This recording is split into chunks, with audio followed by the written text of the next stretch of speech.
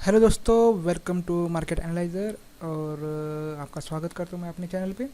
और आज हम टेक्निकल एनालिसिस का चैप्टर 2 देखेंगे। हम इसमें एक कैंडल स्टिक का पैटर्न स्टडी करेंगे, मोरोबाजू जिसका नाम है। हो सकता है आप इसका प्रोनाउंसिएशन अलग करें क्योंकि ये जापानीज वर्ड है, तो मुझे भी ठीक से प्रोनाउंसिएशन नहीं करना आता है। तो अच्छा कैंडल स्टिक पैटर्न है और आज इसके बारे में हम जानेंगे। जैसे कि आप जानते हैं, हमने पिछला चैप्टर से शुरू की है टेक्निकल एनालिसिस की नई सीरीज़। इससे पहले हमने काम किया था स्ट्रैटेजीज़ पे। हमने स्ट्रैटेजीज़ की एक पूरी प्लेलिस्ट बनाई है। आप यहाँ प्लेलिस्ट पे जाके यहाँ से ऑप्शन स्ट्रैटेजीज़ नाम की प्लेलिस्ट देख सकते हैं। तो वहाँ पे आपको सब कुछ, मतलब जितने ऑप्शन स्ट्रैटेजीज़ है बेसिक, सब मिलेंगी। और मैं भी उस पर और ज़्यादा उसमें स्ट्रैटेजी डालने की कोशिश करूँगा, जैसे एक्सपायरी डे की या किसी स्पेशल डे की। तो वो नेक्स्ट आपको यहीं पे मिलेंगी, इसी प्लेलिस्ट में। तो यहाँ पे प्लेलिस्ट है ऑप्शन स्ट्रैटेजीज़ नाम की, वहाँ पे आप देख सकते हैं। और यहाँ टेक्निकल एनालिसिस की मैंने नई प्लेलिस्ट शुरू की, अभी उसका ये सेकंड चैप्टर है। तो यहाँ पे हम मोरोबाजू कैंडल है, कैंडलिस्टिक पैटर्न है, उसके बारे में देखेंगे। ठीक है। और और एक चीज़ कि हमारा क्या है कि टेलीग्राम का ग्रुप है। ओके, तो वहाँ पे आप जुड़ सकते हैं, जिससे आपको हेल्प मिल जाएगी, क्योंकि अदर मेंबर भी होंगे। तो वहाँ पे आप जुड़ेंगे सभी लोग, तो एक दूसरे की हम मदद करके हम अच्छे से ट्रेडिंग कर सकते हैं। रिटेलर्स का प्रॉब्लम ये होता है कि हो सकता है हमारा व्यू अच्छा हो, बट हमें कोई किसी से पूछे बगैर हम ट्रेड में एंटर करने से डरते हैं। तो एक ये एम है कि हम एक रिटेलर्स की एक अच्छी सी कम्युनिटी बनाएंगे। ये तो ग्रुप में ज्वाइन होना फ्री है, तो आप जुड़ सकते हैं। आप एक दूसरे के बीच में कम्युनिकेशन कर सकते हैं, मेरे साथ कम्युनिकेशन कर सकते हैं, जिससे सभी का प्रॉफिट हो। ठीक है। अभी यूट्यूब पे तो ट्रेंड आया है, 150 रुपये लेके ग्रुप बना रहे हैं, और उसमें ज्वाइन करने के लिए 150 रुपये आपको देने पड़ते हैं। यहाँ तो फ्री में है, तो आप ज्वाइन कीजिए। इसकी लिंक आपको वीडियो के डिस्क्रिप्शन में मिल जाएगी। तो दोस्तों चलिए, आज का वीडियो हम स्टार्ट करते हैं। ज़्यादा आपका वक्त नहीं लूँगा मैं। ठीक है, वीडियो लंबी होगी क्योंकि पीपीटी बनाई है, तो हो सकता है उसमें समझाने में मुझे थोड़ा सा वक्त लगे। बट आपको अगर टेक्निकल एनालिसिस डीप से समझना है, कैंडलस्टिक पैटर्न समझने हैं, तो आप ज़रूर ये वीडियो लास्ट तक देखिए। इसमें मैं कुछ ओल्ड चार्ट्स भी दिखाऊंगा, और कुछ नए अभी जो पिछले सैटरडे बने हैं उस कैंडलस्टिक पैटर्न में जो चार्ट बने, उसका भी मैं एग्जांपल आपको दूंगा। तो आप बने रहिए इस वीडियो के साथ। ठीक है, लास्ट तक देखिए। और एक चीज़, अगर वीडियो आपको अच्छा लगता है तो प्लीज़ लाइक जरूर कीजिए। लाइक करने में आपका कुछ जाता नहीं है, बट मुझे एक सेटिस्फेक्शन मिलता है कि मैं कोई अच्छा काम कर रहा हूँ। और बहुत ही बढ़िया लगे तो आप चैनल को सब्सक्राइब कर सकते हैं। ठीक है, मिलते हैं पीपीटी में। हेलो दोस्तों, तो चलिए हम पीपीटी शुरू करते हैं, जिस पे मैं आपको थेरोटिकल नॉलेज भी दूंगा और प्रैक्टिकल भी हम देखेंगे। ठीक है, क्योंकि कैंडलस्टिक चार्ट हम प्रैक्टिकली भी देखेंगे, वो लास्ट में देखेंगे। पहले हम देखेंगे कि मोरोबाजू क्या होता है, कुछ टेक्निकल एनालिसिस के अजम्पशन भी देखेंगे। तो चलिए शुरू करते हैं। तो हम इस वीडियो में क्या देखेंगे, एक टेक्निकल एनालिसिस अजम्पशन क्या होता है।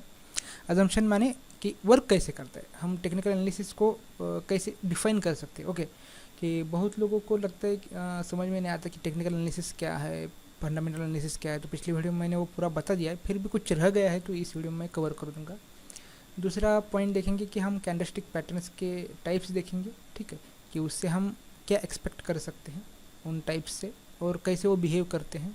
और तीसरा पॉइंट में हम मोरोबाजू कैंडलस्टिक का पैटर्न देखेंगे, और चौथे में हम पूरा समरी देख लेंगे। तो बहुत ही आराम से बैठे रहिए, कोई बात नहीं है। हाँ, ओके। तो आप बोर नहीं होंगे, मैंने अच्छा खासा एनिमेशन में पूरा अपना जान लगा दिए, तो हो सकता है आपको पसंद आए। ठीक है, तो चलिए शुरू करते हैं। तो पहले देखते हैं हम टेक्निकल अजम्पशन क्या होता है। तो बात करते हैं टेक्निकल अजम्पशन की। तो टेक्निकल अजम्पशन मतलब क्या है कि पूरा जो टेक्निकल एनालिसिस है कि एक लाइन पे चलता है। वो लाइन कौन सी है कि जो पास्ट में हुआ है, ओके, वो फ्यूचर में भी होगा। History repeat itself. ओके, मतलब इतिहास अपने आप को दोहराता है, इस बात पे ये चलता है। तो इसका मतलब क्या होता है, सपोज आप मान लो कि कोई स्टॉक है जो पिछले दिन गिरा। ठीक है, दूसरे दिन भी गिरा, तीसरे दिन भी गिरा, चौथे दिन भी गिरा। ठीक है, ये इसका एक पैटर्न हो गया कि ये 4 दिन गिर गया। 4 दिन उसने लो पे लो बनाई, रेड कैंडल्स बनाई, और 5वें दिन भी उसने रेड कैंडल ही बनाई, और छठे दिन उसने क्या किया, अपने आप को रिकवर किया और एक अच्छी सी ग्रीन कैंडल बना के क्लोज किया उसने। ठीक है, ये क्या हुआ, पास्ट का बिहेवियर है स्टॉक का, एक बन गया, पैटर्न बन गया एक। ओके, तो ये 6 कैंडल्स का क्या हो गया, एक पैटर्न बन गया कि भैया ये स्टॉक क्या है कि 5 दिन गिरने के बाद छठे दिन हो सकता है ये ऊपर क्लोज कर जाए या हो सकता है ये रिकवर हो जाए, पूरा हो सकता है पे डिपेंड है। ओके, इसमें कुछ भी ऐसी बात नहीं है कि ये होगा ही, नहीं है, हो सकता है, ये तुक्का है, क्या है, प्रिडिक्शन है। ठीक है, तुक्का माने प्रिडिक्शन है। तो ये प्रिडिक्शन हम करते हैं टेक्निकल एनालिसिस में कि अगर मार्केट में कुछ बिहेव हुआ है पहले पास्ट में और अभी सेम टू सेम वही बिहेव मार्केट कर रहा है, तो जो पिछली बार उस बिहेवियर के बाद उसने जो रिज़ल्ट दिखाया था वही रिज़ल्ट हमें इस बार भी मिलेगा। तो ये है टेक्निकल एनालिसिस का अजम्पशन, यही उसकी वर्किंग का डेफिनेशन हम बता सकते कि हिस्ट्री रिपीट इटसेल्फ। तो जैसे ये पास्ट में पैटर्न हुआ है तो हम अंदाज़ा लगा सकते कि फ्यूचर में भी अगर ऐसा दिखता है हमें कि वही स्टॉक 2 बार 3 बार 3 दिन 4 दिन 5 दिन वैसे ही गिर गया है, तो हम अंदाज़ा लगा सकते हैं, ये प्रिडिक्ट कर सकते हैं कि जैसे ही पिछले उसने पास्ट में छठे दिन अपना जो क्लोजिंग था वो ग्रीन में दिया था, वैसे ही इस बार वो ग्रीन में अपना क्लोजिंग देगा। ये पूरा टेक्निकल एनालिसिस का बेस है। ओके, टेक्निकल एनालिसिस कोई मंत्र तंत्र नहीं है कि आपने फूंक दिया मार्केट ने आपको पैसा दे दिया। ओके, ये प्रिडिक्शन है, पूरा प्रिडिक्शन के डिफाइन होता है कि पहला जो पैटर्न बना है उसी के जैसा पैटर्न अभी बन जाए तो जैसे पहले हुआ था वैसे अभी होगा। ओके, समझ में आया होगा। ठीक है, नहीं आया तो हम आगे क्लियर करते रहेंगे, बट यही technical analysis, history repeat itself. तो चलिए आगे पॉइंट पे चलते हैं। अगला पॉइंट है हमारा candlestick pattern and it expectation. तो हम टाइप्स ऑफ कैंडलस्टिक पैटर्न देखेंगे। क्या है, तो पैटर्न मतलब आपने देख लिया। पैटर्न मतलब क्या होता है कि जैसे पिछले पास्ट में जो बना है एक ढांचा, उसने जैसे वर्क किया, जैसे उस मार्केट में मूवमेंट हुई और उसके बाद जो मूवमेंट आया उसने हमने प्रिडिक्ट कर लिया कि भाई इस ऐसा पैटर्न बनने के बाद, मतलब मान लो सपोज पिछले एग्जांपल का हम देखते कि 5 दिन गिरने के बाद छठे दिन वो ग्रीन में क्लोज होगा, अपर साइड में क्लोजिंग देगा या वहाँ से उसका ट्रेंड रिवर्सल हो जाएगा। वैसे ही ऐसे ही प्रिडिक्ट करने के बाद कुछ पैटर्न बनाए जाते हैं मार्केट में। ऐसे उन पैटर्न को नाम दिए गए हैं। कुछ सिंगल कैंडलस्टिक पैटर्न है, मतलब एक कैंडल को देख के पैटर्न पता चल जाता है। कुछ 2 कैंडल मतलब मल्टीपल कैंडल्स पैटर्न्स है। ओके, तो हम उसके टाइप्स देखते हैं। तो एक हो गया सिंगल कैंडलस्टिक पैटर्न, मतलब एक ही कैंडल पे हम प्रिडिक्ट करेंगे, जो भी होगा एक कैंडल पे। और होते हैं कि 2 या उससे ज़्यादा कैंडल पे हम पैटर्न डिसाइड करते हैं, मल्टीपल कैंडलस्टिक पैटर्न। अब देखते हैं सिंगल कैंडलस्टिक पैटर्न में क्या क्या होता है। तो सिंगल कैंडलस्टिक पैटर्न में जो पहला आता है वो आता है मारुबोजू। अभी मैंने पहले लिया है। ठीक है, ऐसी कोई उनकी इंडेक्स तो है नहीं कि यही पहला आना चाहिए, कोई भी पहला आ सकता है, बट मैंने लिया है मारुबोजू, जो आज का वीडियो हम देखेंगे, उसके बारे में जानेंगे। दूसरा होता है दूसरा मतलब उसके अंदर होता है एक बुलिश मारुबोजू और एक होता है बेरिश मारुबोजू। ठीक है, वो कैंडल का टाइप से, मतलब बुलिश मतलब अगर मार्केट ऊपर जाते समय वो बन जाए या नीचे तरफ बन जाए। ये पैटर्न हम स्टडी करेंगे तो आपको पता चल ही जाएगा ये कैसा वर्किंग करता है। दूसरा है डोजी, आपने सुना ही होगा डोजी के बारे में। उसके बाद है पिनिंग स्टॉप्स। ठीक है, इसके बारे में हम पूरा जानेंगे। ये जो नाम आप देख रहे हो ना, ये पूरा हम जानेंगे। इस सीरीज़ में हम सभी का स्टडी करेंगे। चौथा है पेपर अम्ब्रेला, उसमें है हैमर, उसी के अंदर आता है हैंगिंग मैन। ठीक है, और फिर आता है शाउटिंग स्टार। ये क्या है, ये पूरे सिंगल कैंडलस्टिक पैटर्न है। सिंगल कैंडलस्टिक मतलब एक ही कैंडल बनती है इस पैटर्न की, और उस एक ही कैंडल पे हमें प्रेडिक्ट करना पड़ता है कि ये कैंडल बनी है, मतलब अभी ये होगा। ठीक है, ये होगा या हो सकता है। 60-70% है कि आपका प्रिडिक्शन सही हो जाए और 30-35% चांस रहता है कि आपका प्रिडिक्शन गलत हो जाए। पूरा प्रिडिक्शन है। ओके, ऐसा नहीं है कि ये होने के बाद ये होगा ही, ऐसा कोई ही रूल नहीं है। हाँ, हो सकता है। ठीक है, तो ये हो गया सिंगल कैंडलस्टिक पैटर्न, मतलब सिंगल कैंडलस्टिक मतलब एक ही कैंडल पे हम वो पूरा देखते हैं। चलिए देखते हैं मल्टीपल कैंडलस्टिक मतलब क्या होता है। मल्टीपल कैंडलस्टिक में आता है इंगल्फाइन पैटर्न। इंगल्फाइन में दो कैटेगरीज है, बुलिश और एक होती है बेरिश इंगल्फाइन। वो भी हम देखेंगे सीरीज़ में। ओके, इस वीडियो में नहीं, सीरीज़ में।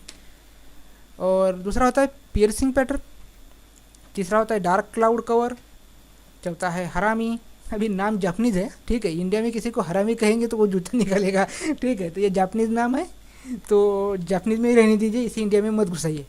ठीक है, तो हरामी। और उसके बाद आता है बुलिश हरामी, एक आता है बेरिश हरामी, उसके बाद आता है मॉर्निंग स्टार, एक आता है इवनिंग स्टार। तो ये पूरा जो है ये मल्टीपल कैंडलस्टिक पैटर्न है, यानी कि ये 2 या उससे ज़्यादा कैंडल से बनता है। ठीक है, टाइम फ्रेम आप कुछ भी ले सकते हो, बट मैं सजेस्ट करूँगा डे टाइम फ्रेम पे ये अगर आ जाते हैं तो मतलब इसका इम्पेक्ट कुछ और ही होता है। ठीक है, वैसे डोजी या जो डोजी होते हैं, हैमर्स होते हैं, वो हम 5-10 मिनट के चार्ट पे भी उसे कैप्चर कर सकते हैं और अच्छा रिजल्ट देते हैं। ठीक है, तो हम जानेंगे। तो अगर आपको ये सारे स्टडी करने हैं कैंडलस्टिक के पैटर्न, तो आप अभी के अभी सब्सक्राइब कर दीजिए चैनल को। ओके, नीचे रेड बटन दबाइए और उसके बाद बेल का घंटा दबाइए, तो आपको नोटिफिकेशन मिल जाएगी। तो हो सकता है मेरे भी सब्सक्राइबर बढ़ जाएंगे और आपका भी भला हो जाएगा, मेरा भी भला हो जाएगा। ठीक है, तो चलिए आगे चलते हैं। तो आगे है, क्या है मैं भी भूल गया। ठीक है, कुछ एजम्पशंस है, उसे देख लेते हैं। एजम्पशंस यानी कि रूल्स है। ओके, बेसिकली इन कैंडलस्टिक पैटर्न में वर्क करने के कुछ रूल्स है। तो रूल्स क्या है कि आपको क्या करना है, स्ट्रेंथ पे बाय करना है और वीकनेस पे सेल करना है। ठीक है, पहला रूल क्या है कि आपको स्ट्रेंथ पे बाय करना है और वीकनेस पे सेल करना है। मतलब क्या है कि अगर ग्रीन कैंडल बनी हो तो ही बाय करना है, रेड कैंडल में बाय करना नहीं है। ओके, इतना ये नॉर्मल रूल है, बट आपको बताऊंगा मैं इसका क्या मतलब है और ये क्यों दिया है। कि रेड जब दिखती है तो हमें सेल ही करना है, उस पर बाय नहीं करना है। दूसरा रूल है be flexible with patterns. Be flexible with patterns मतलब ऐसा कोई ही ठोस रूल नहीं है इन कैंडलस्टिक पैटर्न में कि ऐसा हो तो ही होगा। ओके, हो सकता है थोड़ी बार चेंजेस हो जाए उन पैटर्न्स में। क्या चेंजेस हो सकते हैं मैं आपको आगे बताऊंगा, बट हो सकता है थोड़े बहुत चेंजेस होंगे, तो उसे आपको एक्सेप्ट करना है, फ्लेक्सिबल रहना है, एकदम स्ट्रिक्टली रूल फॉलो नहीं करना है, थोड़ा बहुत फ्लेक्सिबिलिटी चल जाएगी। तीसरा रूल है कि पीरियड ट्रेंड को देखना है, जो ट्रेंड चल रहा है अभी मार्केट में उस ट्रेंड को देखना है। ऐसा नहीं कि अभी मार्केट टॉप पे है और वहाँ पे अगर कुछ बुलिश पैटर्न बन जाए तो आप वहाँ पे टॉप पे बाय कर लो। ओके, बिल्कुल नहीं। हाँ, अगर मार्केट बॉटम में चला जा रहा है और वहाँ पे कुछ बुलिश ट्रेंड बन रहा है, कुछ बुलिश का पैटर्न बन रहा है बुलिश, तो आप वहाँ पे बाय कर सकते हो। ऐसा नहीं टॉप पे बाय कर लिया। ठीक है, तो ये आपको ट्रेंड याद रखना है। हाँ, ये कुछ पैटर्न में बहुत इंपॉर्टेंट रोल निभाता है और कुछ में नहीं भी निभाता है। मतलब कुछ पैटर्न्स को इस रूल 3 की ज़रूरत भी नहीं है। तो हम जानेंगे आज जो हम मारो बाजू देख रहे हैं ना, तो उसमें नंबर 3 का जो रूल है उसका कुछ ज़्यादा इम्पैक्ट पड़ता नहीं है। तो देखते हैं, चलो अभी देखते हैं हम मारो बाजू को। ठीक है, तो ये मारो बाजू क्या है, जापानीज नेम है जिसका नाम होता है उसका मतलब होता है ब्लैड, मतलब गंजा, जो कैंडल गंजा हो। ओके, इस टाइप का गंजा, यानी आपने नॉर्मली देखा होगा कि जो भी कैंडल होती है ना, मैं आपको दिखाता हूँ थोड़ा सा।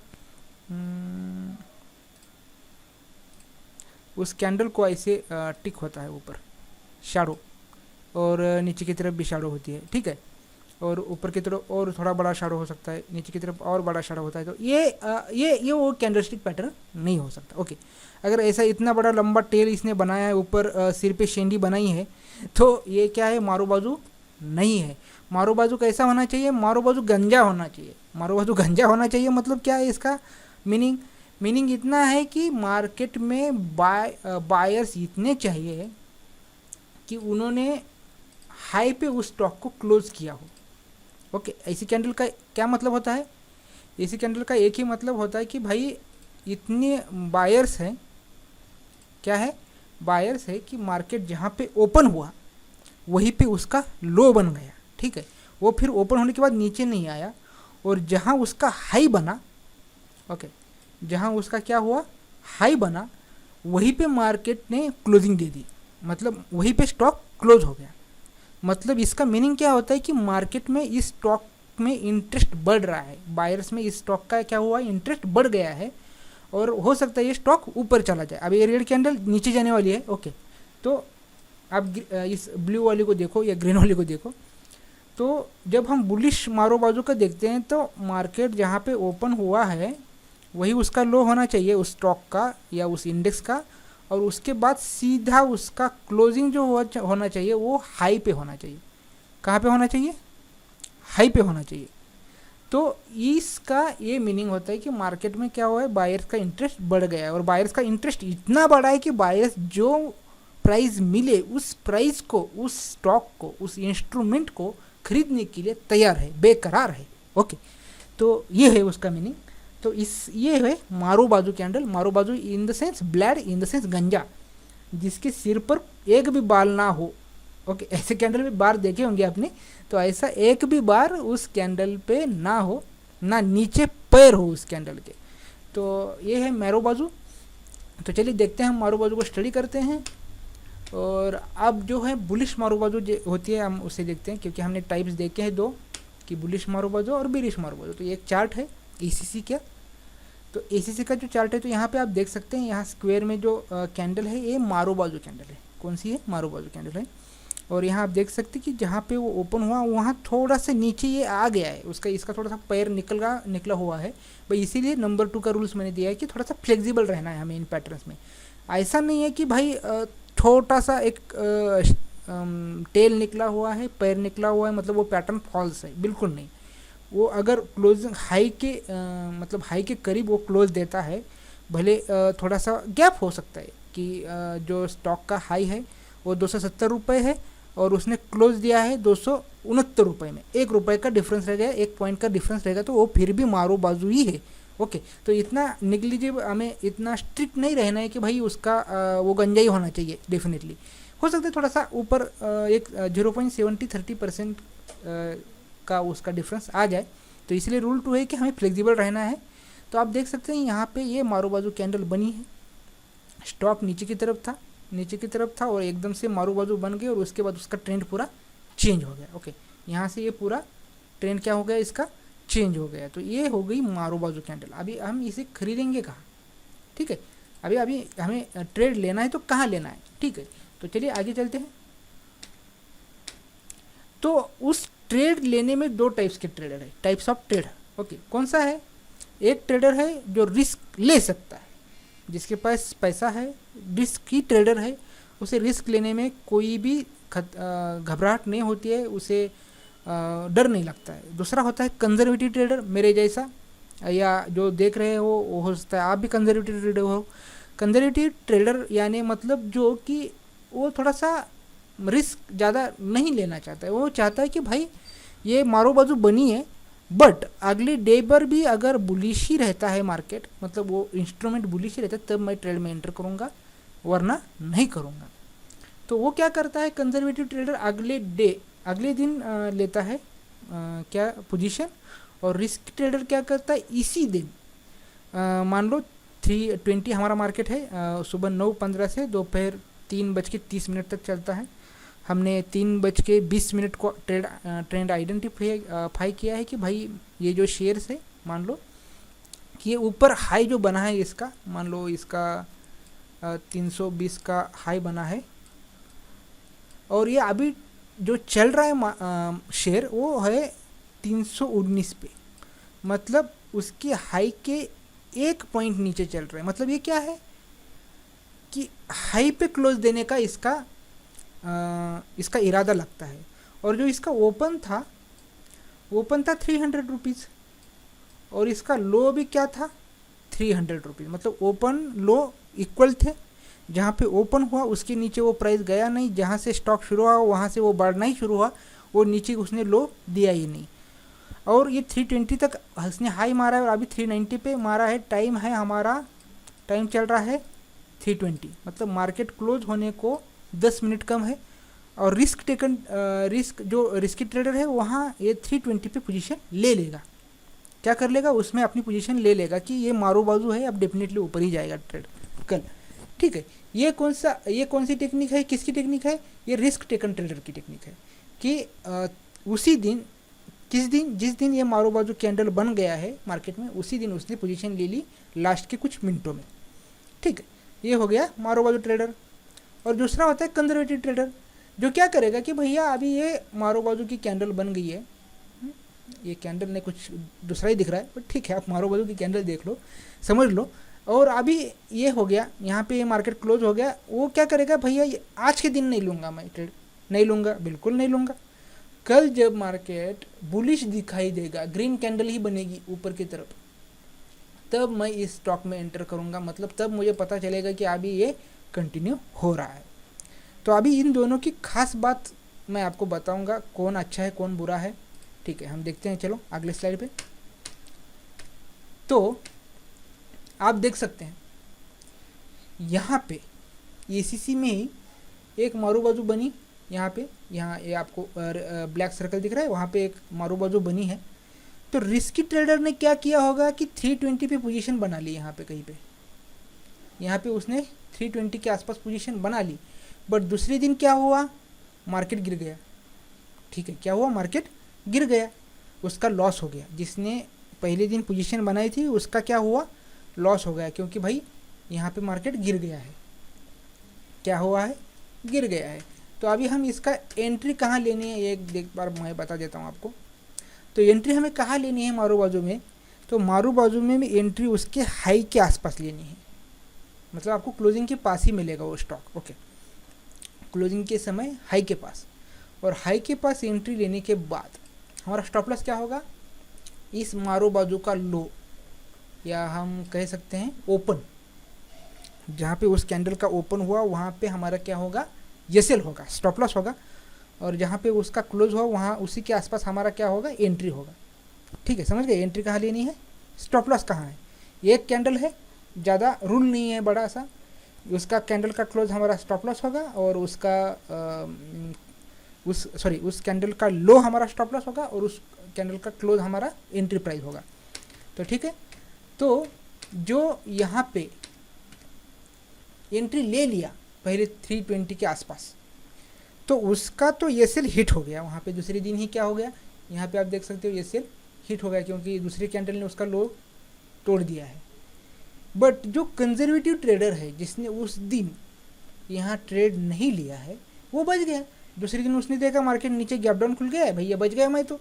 ओके, तो ये दोनों में डिफरेंस है कि रिस्की ट्रेडर हो सकता है उसके दूसरे दिन उसे बहुत अच्छा प्रॉफिट भी हो जाए, बट रिस्क भी रहती कि मार्केट गैप डाउन हो गया तो क्या होगा। ठीक है, तो ये दो टाइप्स है। तो आप किस टाइप के ट्रेडर है उस हिसाब से आप इसमें ट्रेड ले सकते हैं। ठीक है, चलिए तो आगे चलते हैं हम। तो आगे है stop loss in bullish market. जैसे मैंने बता दिया है पहले ही आपको कि स्टॉप लॉस कहाँ रखना है, आपको इसके क्लोजिंग पे रखना है। ठीक है, ये जो मारू बाजू कैंडल है उसके लो पे, सॉरी क्लोजिंग पे आपको एंट्री लेनी है, लो पे स्टॉप लॉस रखना है। और ये आप देख सकते हो कि यहाँ पे मारू बाजू बनी है, ये एसीसी का चार्ट है, यहाँ पे मारू बाजू बनी है। और यहाँ पे आपने समझो दूसरे दिन भी, अगर यहाँ पे आप दूसरे दिन भी ट्रेड लेते हो तो भी आपने यहाँ पे ट्रेड ले लिया, आपको ग्रीन कैंडल दिखती है, आपको लगता है ट्रेंड रिवर्सल हो गया है, और आपने ये ले लिया, और उसके तीसरे दिन धड़ाम से मार्केट नीचे तरफ जाता है, तो यहाँ पे आपका ये सेल हिट हो गया। ओके डन, ये हो गया स्टॉप लॉस मारो बाजू का, कि उसके उस कैंडल के लो पे ही हमारा स्टॉप लॉस होगा। उसमें बिल्कुल ये करना नहीं है कि भाई ये रिवर्सल हो जाएगा, कुछ होप ही नहीं रखनी है भैया, होप रखनी नहीं है। ये सेल लगाने का, ये सेल हिट बाजू हट, ठीक है, उसमें होप नहीं रखी कि यहाँ पे यहाँ से जाएगा और फिर यहाँ से जाएगा, नहीं जाएगा, ये हो गया तो ये ऐसे ही जाएगा। ठीक है, तो ऐसा ये सेल इसमें स्ट्रिक्ट फॉलो करनी है। ठीक है, तो चलिए आगे चलते हैं। बेरिश मारो बाजू, सेम मतलब सेम रूल इसका, जहाँ पे ये ओपन हो गई यही उसका हाई है, यहाँ पे उल्टा ठीक है, जहाँ पे ये ओपन हुआ है वो उसका हाई, और जहाँ पे ये क्लोज होगा वही उसका लो। मतलब ये पूरी रेड कैंडल, बड़ी रेड वाली कैंडल बननी चाहिए, ये हम कह सकते हैं बेरिश मारो बाजू। एंट्री कहाँ पे लेंगे, उसके लो पे, या जहाँ पे वो क्लोजिंग दे रहा हो। ओके, और स्टॉप लॉस क्या होगा, इस कैंडल का हाई। ठीक है, सिंपल है, जो बुलिश का है उसका उल्टा बेरिश का है, सेम रूल है। ठीक है, तो चलिए आगे चलते हैं, ज़्यादा वक्त नहीं लेंगे हम। ये दूसरा बेरिश मारो बाजू है, यहाँ पे भी जो कंजर्वेटिव है, मान लो जो रिस्की ट्रेडर है उसने यहाँ पे ले लिया ट्रेड। ठीक है, यहाँ पे ट्रेड ले लिया, आगे उसको अच्छा सा मुनाफा भी हो गया। बट मान लो ये दूसरा चार्ट देखते हैं हम, इस दूसरे चार्ट में यहाँ पे उसने एक अच्छी सी बेरिश मारो बाजू देखी, यहाँ लो के करीब उसने पोजीशन ले ली, शॉर्ट सेल की, और आगे यहाँ मार्केट अप हो गया। मतलब जिसने रिस्क लिया उसका तो रिस्क का लॉस हो गया, वो जो कंजर्वेटिव है जिसने ये मारो बाजू बनने दी और सोचा यार चलो अगले दिन जब इसके नीचे ये फिर से जाएगा तब मैं लूँगा, तो उसने देखा कि भैया आज तो ग्रीन कैंडल बन गई है, तो वो ट्रेड नहीं लेगा, मतलब उसका लॉस बच गया। यहाँ पे दो टाइप्स के ट्रेडर है, यहाँ पे भी बुलिश में भी दो टाइप्स के ट्रेडर थे, यहाँ पे भी दो टाइप्स के ट्रेडर है, एक है रिस्की ट्रेडर, दूसरा है कंजर्वेटिव ट्रेडर। कंजर्वेटिव पोजीशन कब लेगा? दूसरे दिन लेगा, वही ट्रेंड कंटिन्यू होने के बाद। रिस्की ट्रेडर उसी दिन लेगा पोजीशन, ठीक है। तो यहाँ पे भी हम देख लिया दो टाइप के ट्रेडर है और दोनों तरह से हम इसे ट्रेड कर सकते हैं। चलते हैं आगे, इसमें ट्रैप कैसे होना है। तो ट्रैप का एक हो सकता है कि आपको एक रूल याद रखना है कि कोई भी मारो बाजू की जो कैंडल है, अगर वो 1% के उस स्टॉक के 1% प्राइस के नीचे ही उसने मारो बाजू बनाया है, छोटा कैंडल बनाया है, ओके, एकदम छोटा, जिसका मतलब 1% से भी कम है वो कैंडल, उसमें हम ट्रेड नहीं करेंगे, ओके। छोटा कैंडल मतलब वहाँ बाइंग कम हुई है, ओके। बड़ा कैंडल मतलब जहाँ बाइंग ज़्यादा हुई है। तो अगर 1% की नीचे का मारो बाजू बना है, 1% मतलब वो स्टॉक 1% भी नहीं बढ़ा उस दिन, मारो बाजू बन गया है बट 1% से ऊपर भी नहीं बढ़ा है, तो वो छोटी कैंडल बनी है, तो वहाँ पे हम ट्रेड नहीं लेंगे। और एकदम से बड़ा हो गया है, 10% से भी ज़्यादा लंबी कैंडल हो गई है, एक वो स्टॉक एक ही दिन में 10% से ज़्यादा बढ़ गए, तो वहाँ पर भी हमें ट्रेड नहीं लेना है, क्योंकि एक बार 10% अप होने के बाद उसके आगे वो कितना जाएगा, ठीक है। तो एक हमें फिट करके रखना है, ये दो चार रूल हमें याद करके रखने हैं कि भैया अगर कैंडल 1% से कम हुई है तो वहाँ पे ट्रेड नहीं लेना है। जिसकी साइज़ 10% से भी ज़्यादा बन गई है कैंडल की साइज़, वहाँ पे भी हमें ट्रेड नहीं लेना है, ठीक है। मैं प्रैक्टिकल की दिखाऊंगा आपको कैसे क्या करना है। तो चलिए आगे चलते हैं। अब हमारी समरी पीपीटी ख़त्म हो गई, हम एक बार पूरा समराइज कर लेते हैं। तो पीपीटी समरी कर लेते हैं। तो समरी क्या है कि हमें क्या करने, कैंडलस्टिक के रूल याद रखने। कौन कौन से रूल्स हैं? पहला रूल है कि हमें स्ट्रेंथ पे बाय करना है, वीकनेस पे सेल करना है। मतलब ग्रीन कैंडल बनी है तो बाय करना है, और रेड बनी है तो सेल करना है। मारो बाजू बनी, उसके बाद बुलिश मारो बाजू बनी है और उसके बाद कोई रेड कैंडल बनती है तो हमें बाय करना नहीं है। और बेरिश रेड कैंडल मारो बाजू की बनी है और उसके बाद ग्रीन कैंडल बनी है तो हमें फिर भी बाय करना नहीं है, ठीक है, सॉरी। दूसरा रूल क्या है? Be flexible with patterns. Patterns में ऐसा कुछ है नहीं कि वो सेम टू सेम बनेगा, थोड़ा बहुत फ्लेक्सिबिलिटी रहती है पैटर्न्स में। तीसरी चीज़, ट्रेंड को हमें देखना है। अभी वैसे मारो बाजू में ट्रेंड नहीं चलता है, मारो बाजू तीसरी रूल को मानता नहीं है।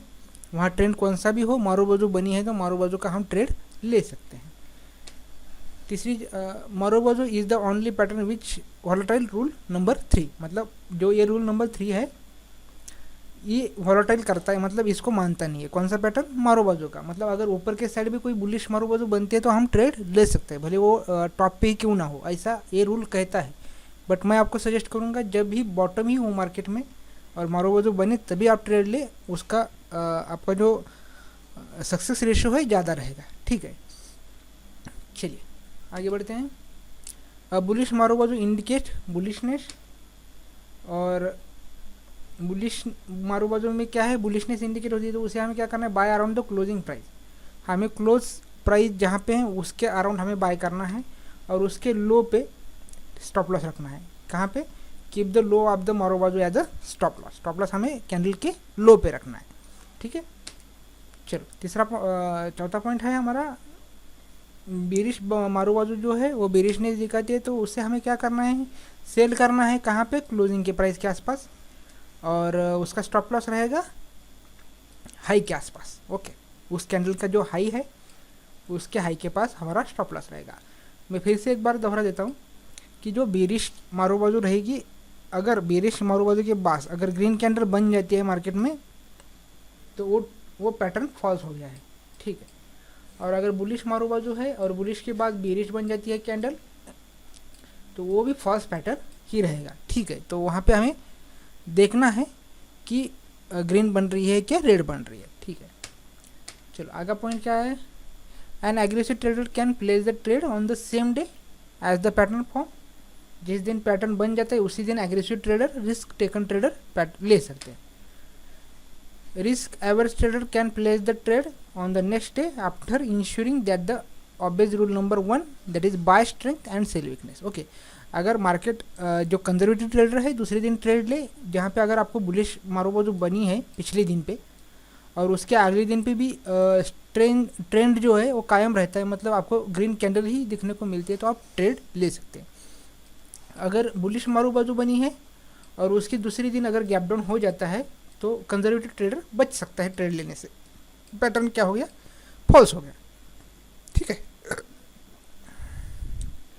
जो कैंडल्स की लेंथ है उस पर भी हमें ध्यान देना है। अगर 1% के नीचे की जो कैंडल है, 1% के नीचे की लेस देन 1% है तो हमें वो वहाँ पे ट्रेड नहीं लेना है। और मोर देन जो बिग है 10%, तो वहाँ पर भी हमें ट्रेड नहीं लेना है। अगर कोई कैंडल की लेंथ 10% से ज़्यादा हो तो हमें वहाँ पे ट्रेड नहीं करना है।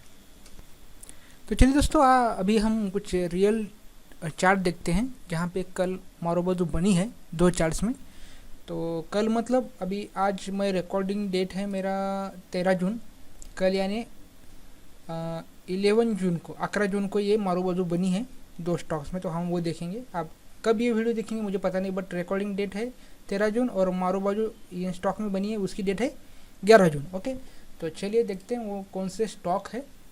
तो उसमें से एक है आरो फार्मा। ठीक है, तो मैं यहाँ पे टाइप करता हूँ आरो, ये इंडेक्स में है, सॉरी स्टॉक्स में, अरविंदो फार्मा। तो ये जो स्टॉक्स है यहाँ पे डे चार्ट पे, सॉरी डे में ये क्या बन गई है, मारूबाजू बनी है। आप देख सकते हो, ये देखो ये क्या है, मारूबाजू बनी है।